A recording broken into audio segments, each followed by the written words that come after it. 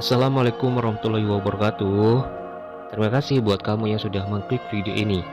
Itu artinya kamu siap untuk belajar dengan materi selanjutnya pada semester ini.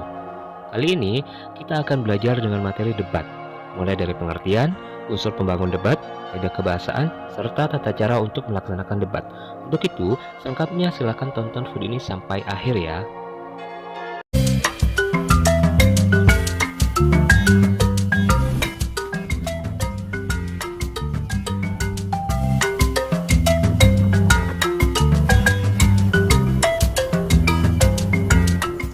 Selamat datang di channel YouTube kami. Bagi kalian yang baru nonton, silahkan klik tombol subscribe sekaligus loncengnya supaya kami semakin semangat untuk membuat konten yang lebih bagus lagi. Terima kasih. Anak-anak, pernahkah kamu melihat dua pihak saling bertukar pendapat dengan mengemukakan berbagai alasan, meskipun keduanya berada pada sudut pandang yang berbeda? Kegiatan semacam itu disebut debat. Setiap pihak yang berdebat biasanya akan memberikan argumen atau alasan dengan cara tertentu agar pihak lawan mendengarkan kemudian menjadi yakin dan berpihak padanya. Debat yang sehat adalah salah satu cara menyelesaikan masalah. Melalui forum diskusi, perdebatan itu diarahkan untuk memperoleh suatu kebenaran yang dapat dipahami dan diterima semua pihak. Ada sejumlah syarat dan cara yang dapat kita tempuh untuk mencapai tujuan mulia tersebut. Maka dari itu, untuk yang pertama, kamu juga harus tahu apa pengertian dari debat itu sendiri. Debat adalah proses saling bertukar pendapat untuk membahas suatu isu dengan masing-masing pihak yang berdebat memberi alasan. Apabila perlu, ditambah dengan informasi bukti dan data untuk mempertahankan pendapat masing-masing. Hasil debat biasanya menghasilkan sudut pandang baru yang bisa diterima oleh kedua belah pihak. Debat pada hakikatnya saling beradu argumentasi antar pribadi atau antar kelompok dengan tujuan mencapai kemenangan satu pihak.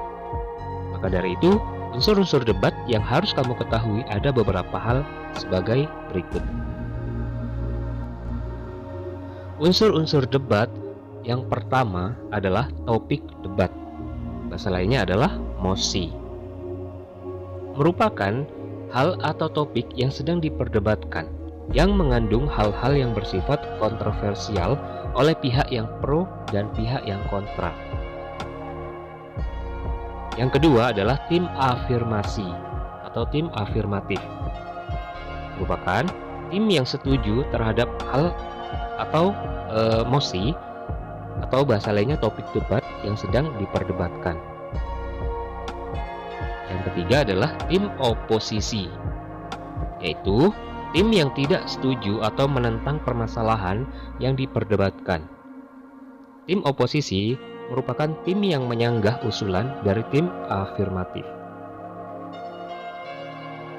Yang keempat adalah tim netral, merupakan penonton atau juri yang dipanggil, yaitu yang memberikan sisi netral, maksudnya tidak berpihak kepada siapapun. Selanjutnya adalah moderator, yaitu orang yang memimpin dan membantu jalannya perdebatan. Tugasnya yaitu membacakan tata tertib debat, memperkenalkan masing-masing pihak, dan menyampaikan mosi yang sedang dibicarakan. Yang terakhir adalah notulis, merupakan orang yang menulis teks kesimpulan dari suatu debat. Itu tadi adalah unsur-unsur debat.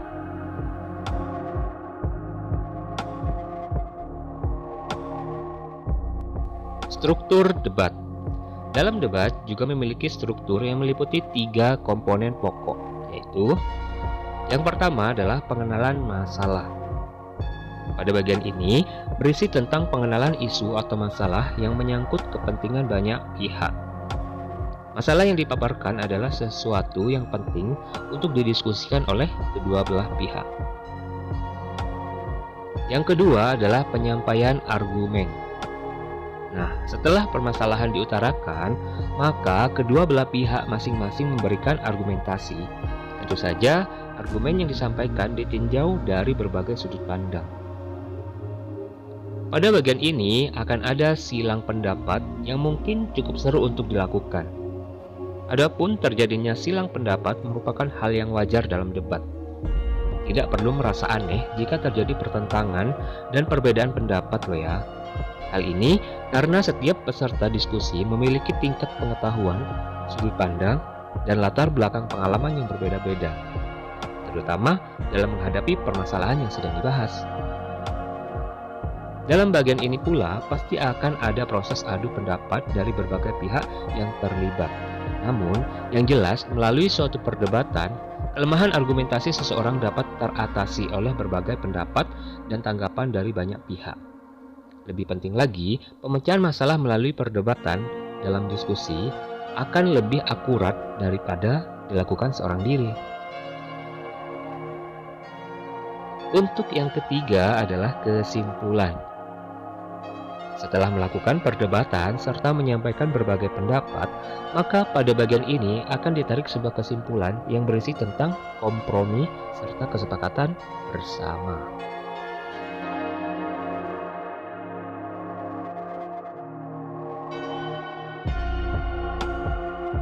Sekarang kita akan berlanjut kepada ragam tanggapan dalam debat. Seorang peserta debat yang baik tidak akan puas dengan hanya menerima penjelasan dari peserta lainnya. Ia akan bertindak aktif dengan berbagai tanggapan apabila ada yang tidak sesuai dengan pandangannya. Ia akan mempertanyakan ataupun memberikan sejumlah tanggapan dalam jalannya debat. Dapat berupa pertanyaan, dukungan, sanggahan, kritik, atau saran. Mari kita bahas ragam tanggapan tersebut. Untuk yang pertama adalah pertanyaan. Pertanyaan kita ajukan ketika ada yang tidak jelas dari peserta lainnya. Pertanyaan harus disampaikan setelah mendapat kesempatan dari moderator dengan tetap memperhatikan keefektifan kalimat dan kesantunan dalam berbicara. Yang kedua adalah dukungan. Nah, selain pertanyaan, pada bagian ini akan berisi beberapa dukungan yang disampaikan sebagai bentuk apresiasi atas pendapat yang disampaikan. Tentu saja sesuai dengan pemikiran kita loh ya. Hal yang juga perlu kita kemukakan dengan jelas adalah alasan mendukung ataupun tidak mendukung. Dengan cara demikian, pihak yang mendapat dukungan akan mendapat dorongan mental untuk bertindak terus secara rasional. Sementara yang tidak didukung akan menerima dengan ikhlas dan memahami kekeliruan-kekeliruan yang telah dilakukannya dengan lapang dada.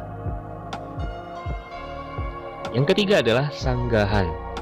Sanggahan disampaikan ketika ada pernyataan pemakalah yang bertentangan atau kita tidak setuju dengan pendapat peserta diskusi lainnya.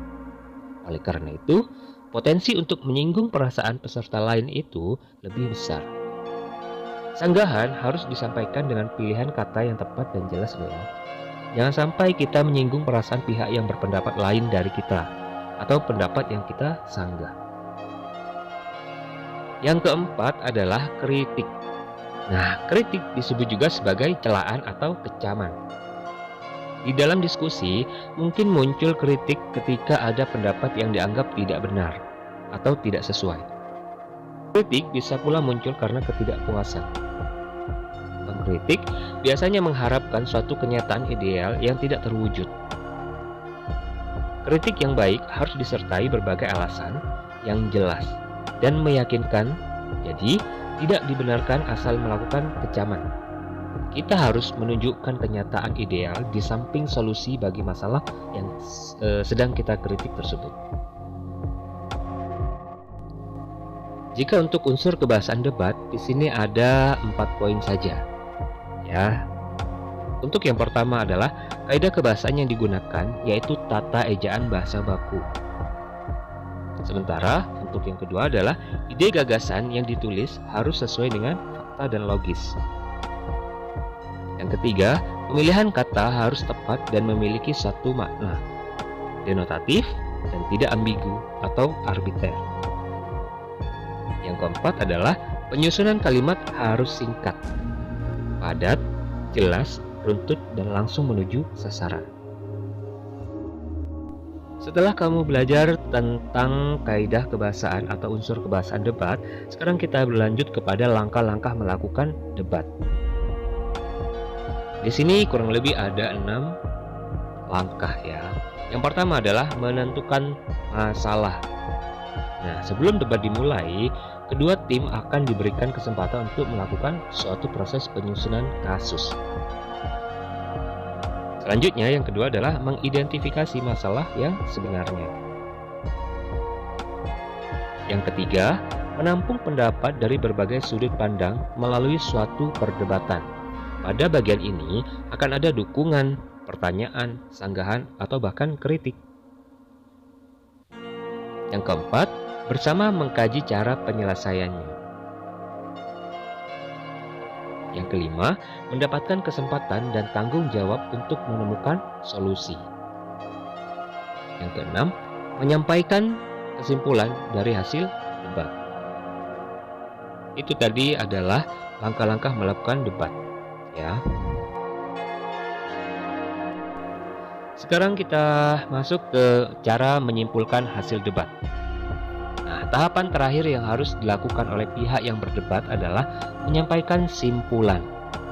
Simpulan tersebut dirumuskan berdasarkan pendapat dan argumen yang telah disampaikan sebelumnya. Kesimpulan dapat juga disebut sebagai hasil dari pembicaraan. Ada 3 cara untuk menarik kesimpulan dengan penalaran induktif, yaitu secara generalisasi, analogi, dan sebab akibat. Generalisasi adalah proses penalaran yang bertolak dari sejumlah fakta atau gejala khusus yang diamati. Kemudian ditarik kesimpulan umum tentang sebagian atau seluruh gejalanya yang diamati tersebut.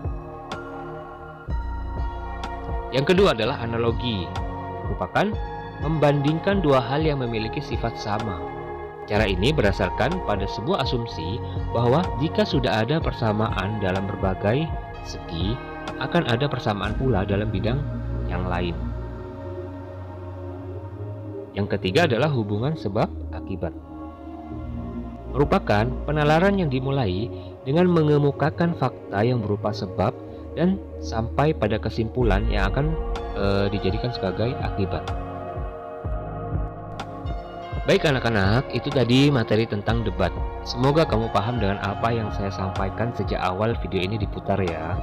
Buat kamu yang menganggap video ini bermanfaat, silakan bagikan ke semua sosial media yang kamu punya supaya semakin banyak orang yang paham tentang materi debat. Jangan lupa klik like, komentar yang baik, serta sopan ya. Dan yang belum subscribe, silakan subscribe supaya channel ini semakin berkembang dan memberikan konten positif ke depannya. Cukup sekian. Wassalamualaikum warahmatullahi wabarakatuh.